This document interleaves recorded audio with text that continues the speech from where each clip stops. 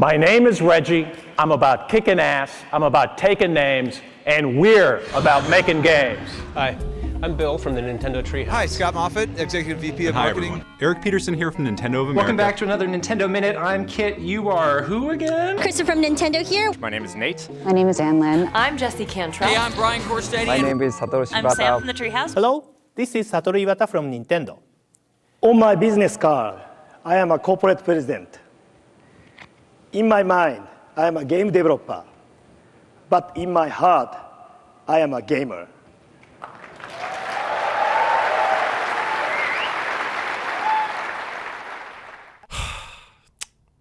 $40 Mario Galaxy? There's a lot that's changed since Nintendo started whipping up video games in the 1980s, but one thing I think is especially apparent recently is the universal disdain for big billionaire companies. No, corporate greed has existed for a long time, and people have absolutely despised it for a long time. Take this retro image of a big greedy man squeezing everything he can out of the little guy, including his piss. Okay, on second thought, that is not piss.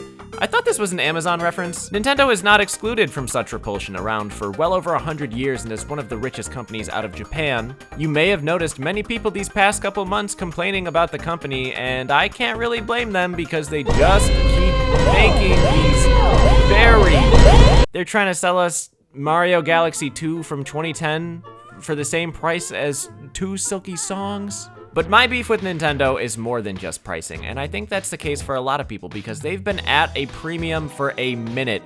Choose your fighter, dude. 3DS launch price reaction, Switch Online expansion price reaction. People complained about the Wii U price, the Game Boy Micro price, Tears of the Kingdom $70, games never go on sale, new 3DS packaged without an AC adapter. Nintendo has been having their fans pay up for a long time, and it feels like only now is the internet much less forgiving than it used to be, which is probably for a lot of reasons, but I can tell you this. What I attribute my contempt at Nintendo for is the same thing I think about with many companies these days. They have no face, at least not anymore. The first time I used the internet to view Nintendo promotional content was when me and my brother got on the motherfucking CompuServe and visited the preview site for Wind Waker, which was just the opening of Wind Waker, and it took like a half hour to load, and it's the Wind Waker intro, so it felt like it took a half hour to finish, especially when the game came out, because we watched this play out at least 5 times, and the original doesn't let you skip. I have attention issues, but it was magnificent. It got me hyped for the game, and was a really cool way that I could interact with something Nintendo extramaritally. The rest is history. The internet got faster, gradually became adopted by more and more households, and Nintendo kept coming with more special features available through the web, also Still Magazine, and G4 Television. It's time to open up your Wii to the world of homebrew.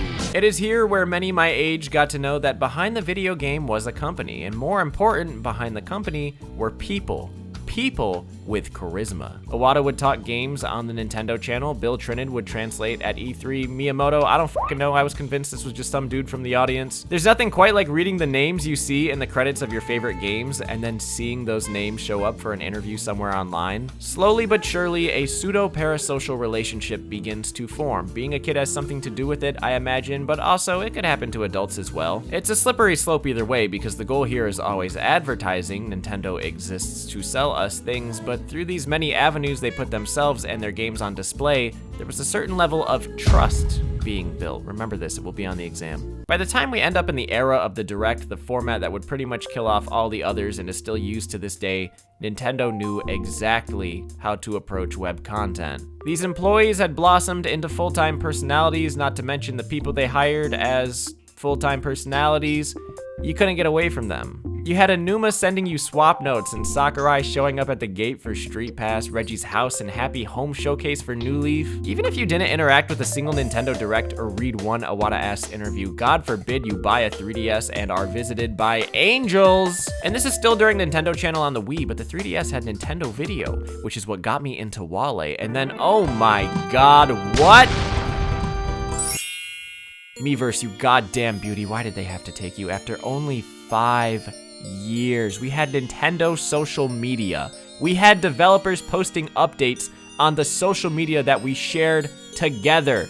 I mean, I guess technically they still, they do that, but let's say you were a Nintendo fan. You actually looked around on YouTube, Twitter, or Facebook, tuned in for E3 General Directs, and especially the specific Directs, then you know exactly the type of antics this company used to get into. There were jokes, memes. Okay, that's all the time I've got. They would theme entire directs around a game like Animal Crossing or Tomodachi. Ironically, a lot of people were upset when Nintendo canceled their press conference in 2013 and switched to a digital event, but forfeiting their stage presence never meant forfeiting their presence. Even the Switch 2017 presentation, having not been on a live stage in so long to reveal the Wii U successor, a very crucial and serious moment for the company. What does he do? Why does he keep doing that? But really, they just did a bunch of things seemingly for the heck of it. Like, they were having fun. Aonuma jumping into the walls for A Link Between Worlds, the Reggie Fils-Aimé promotion with Mega 64 for E3 2014, Katsuya Oguchi, Mr. Animal Crossing himself, dancing to sing on Wii U. Why did we leave? For New Super Luigi U's physical release during the year of Luigi, they had this weird makeshift documentary about a parkour legend where they kind of reference Luigi's moveset and have a bunch of internet cameos, and it is truly a product of the era.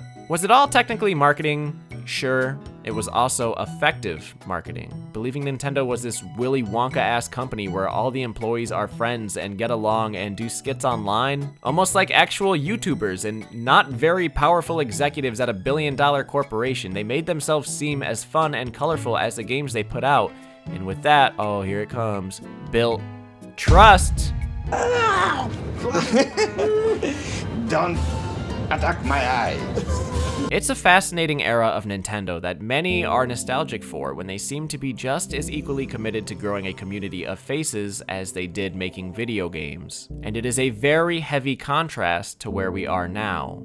Iwata would pass in 2015, and many say that the company's goofiness went with him, or when Reggie left in 2019, because the Nintendo Directs of today choose to focus solely on games, as does the Nintendo YouTube channel. Many of the employees featured would simply stop appearing or leave the company altogether. That means no more humorous segments in the Directs, no more Robot Chicken E3, no more uploads where Aonuma and Koizumi act like best friends and try to guess each other's answers.